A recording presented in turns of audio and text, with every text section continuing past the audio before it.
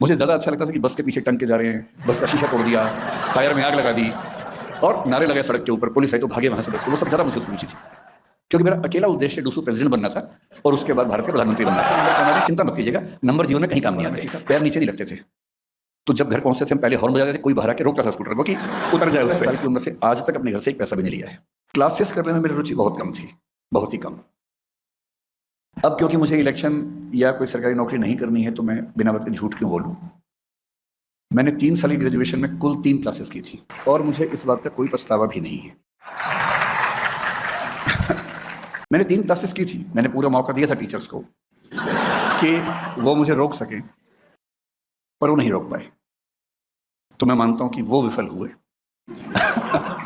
ये मैं मजाक में कह रहा हूं, इसको अहंकार मत समझिएगा, है ना, मैं मजाक में कह रहा हूं। क्योंकि मुझे क्लास के नाम से ही अरुचि थी। क्लास के 40, 45, 50 मिनट मुझे लगता था कि कैसे ये समय बीते। देखिए, पढ़ना और नंबर लाना ये दो एकदम अलग विधाएं हैं, इनमें कोई लिंक आपस में नहीं। मैं दिल्ली विश्वविद्यालय का सेकंड टॉपर था एमए में, 65% अंक थे। एमए फाइनल में ही यूजीसी का एग्जाम देके नेट जेआरएफ कर चुका था, मैं फेलो था, हिंदी साहित्य से ही था। उसके बाद भी सच कहूं तो मुझे हिंदी साहित्य समझ नहीं आता था। हिंदू कॉलेज में जब आया तो मुझे यहाँ 3 उपलब्धियां हुई। सबसे पहली उपलब्धि ये हुई कि जो अब मेरी पत्नी है वो यहाँ पढ़ती थी। तो उस समय वो भी यहाँ थी, मुझसे 1 साल जूनियर थी। हम लोग पहली बार मिले तो कॉलेज के बाहर थे, तब नहीं पता था कि हम एक ही कॉलेज में पढ़ते हैं। क्लास में भी नहीं जाता था, वो भी नहीं जाती थी, तो कॉलेज से फिर लिंक थोड़ा कम था। हालांकि ये सर की क्लास करती थी तो वहीं से लिंक बना। दूसरा, इनके एक बड़े अच्छे मित्र जो बैठे हैं सामने, प्रमोद द्विवेदी, ये दिल्ली विश्वविद्यालय में एसोसिएट प्रोफेसर हैं श्यामलाल कॉलेज में। तो तरुणा जो मेरी पत्नी है और प्रमोद ये बैचमेट से इसी कॉलेज में थे, तो इनके थ्रू प्रमोद से मिलना हुआ।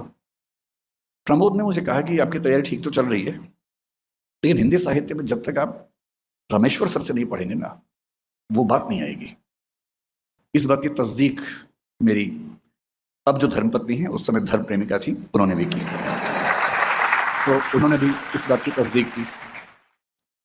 तो जब इन्होंने बार बार जिद की, मैंने कहा देखो मुझे क्लास में जाके नींद आती है, नहीं मैं झेल पाता हूँ क्लास कोई भी।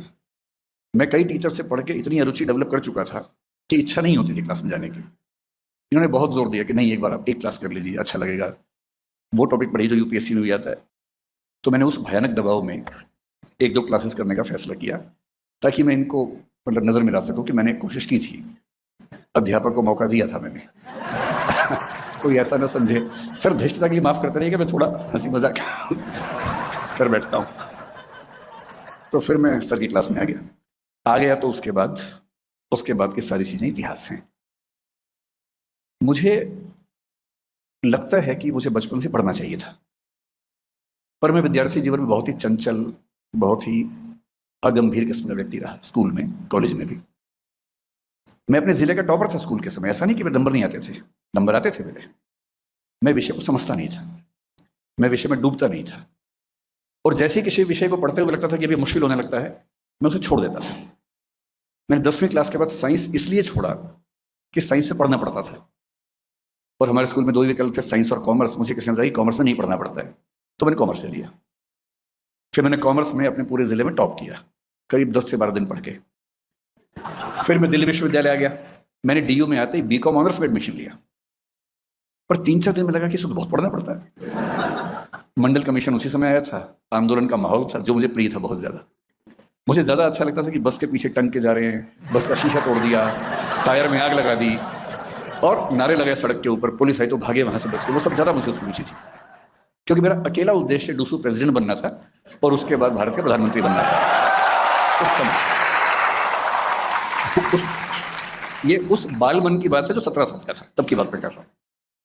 तो बीकॉम में उसे पढ़ना पड़ता था। तो फिर मैंने एक बहुत ठोस बहाना सोचा और मैंने अपने अध्यापक से कहा कि सर मुझे यूपीएससी देना है, और उसमें मैंने सुना कि हिस्ट्री बेहतर रहता है और सीए तो मुझे बनना ही नहीं है। तो बोले अच्छा ऐसा है, तो फिर एक एप्लीकेशन लिखो। मैंने एप्लीकेशन लिखी। फिर बोले कि मैं तो साइन कर रहा हूँ, हिस्ट्री के डिपार्टमेंट के हेड से साइन करवा के लाओ। ये ठीक वही दिन था जब मंडल कमीशन का कर्फ्यू लगा हुआ था दिल्ली में। मैं पीतमपुरा में रहता था और हमारे एचओडी जो थे वो साकेत में रहते थे। पीतमपुरा से साकेत लगभग 25 किलोमीटर होगा। मैं पैदल गया बीच बीच में लिफ्ट, कहीं को ट्रक मिल गया, ट्रक में घुस गए, बस मिली, बस बस तो खैर नहीं चल रही थी उस समय। पूरी दिल्ली का माहौल बड़ा अजीब था, हर जगह आग धुआं ये सब था। उनके घर पहुंच के साइन करवाए, बोले कि इतना सीरियस बच्चा मैंने पहली बार देखा है। तो मैंने भी इस बात पे उनको काटा नहीं, मैंने कहा हाँ आप ठीक कह रहे हैं, आपने ठीक ही देखा है। और फिर गया हिस्ट्री ऑनर्स लिया, सिर्फ इसलिए कि हिस्ट्री में पढ़ना नहीं पड़ेगा। फिर मैंने पहले साल में काफी पढ़ाई करके 44% अंक अर्जित किए, जो मेरे पूरे करियर का सबसे खराब स्कोर है। फिर सेकंड साल में बहुत कोशिश करके संभाला, तो मैं किसी तरह से 51 तक पहुंचा। मेरे ग्रेजुएशन में 51% अंक हैं।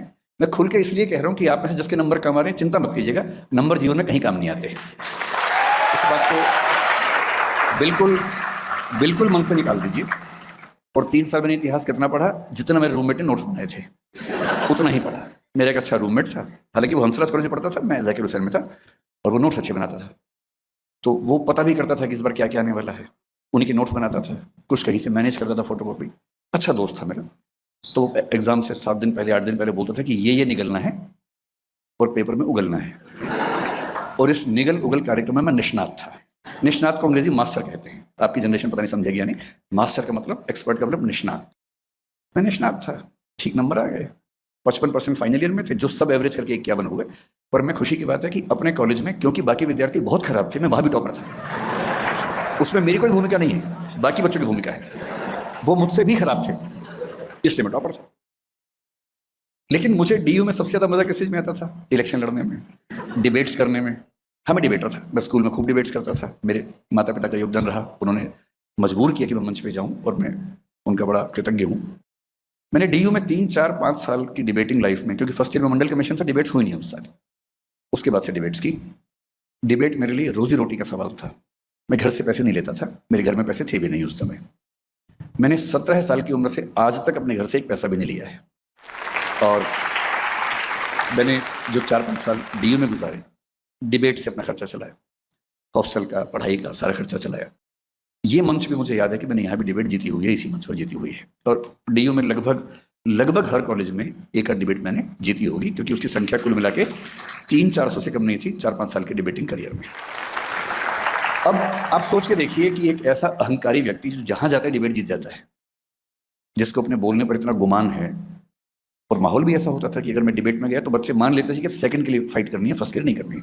ऐसा माहौल, और मुझे इसका अहंकार, गुरु, ऊपर से एमए करते करते यूजीसी जेआरएफ हो गया था। भारत सरकार ने मान लिया था कि मैं विद्वान आदमी हूं।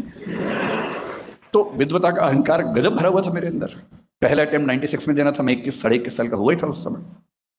हॉस्टल में मजाक चलते थे हमारे दोस्तों के बीच में कि कोई अगर बहुत सीरियसली पढ़ रहा हो तो हम बोलते थे कि और ठीक से पढ़ो, सेकंड रैंक लाना है तुम्हें, क्योंकि फर्स्ट तो तय है, सेकंड ही तो मैक्सिमम अवेलेबल रैंक है, फर्स्ट तो है ही हमारा, उसमें कोई बात ही नहीं होनी। ऐसा अहंकारी व्यक्ति 2 व्यक्तियों के दबाव में एक क्लास में घुसा है।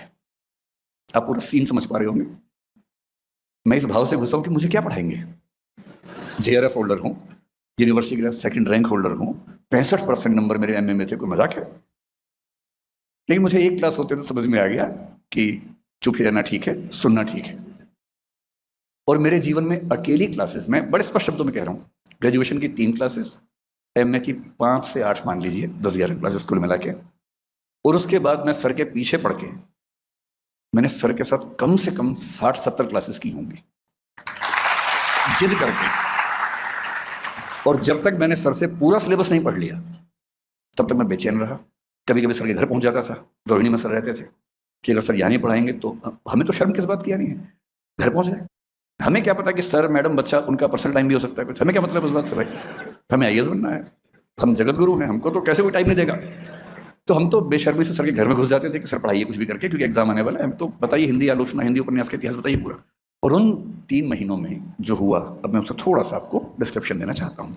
मेरी स्थिति अभी ये है कि मैं जानबूझ के उधर देखने से बच रहा हूँ, मैं जानबूझ के यहाँ देख रहा हूँ। जब मैं 12 साल का था तो मैंने स्कूटर चलाना सीख लिया था। वैसे लाइसेंस की उम्र 18 साल तब भी होती थी, पर हमें पता नहीं था। हम एक छोटे शहर में थे, वहां हर व्यक्ति चलाता था 12 साल की उम्र में, तो हम भी चलाते थे।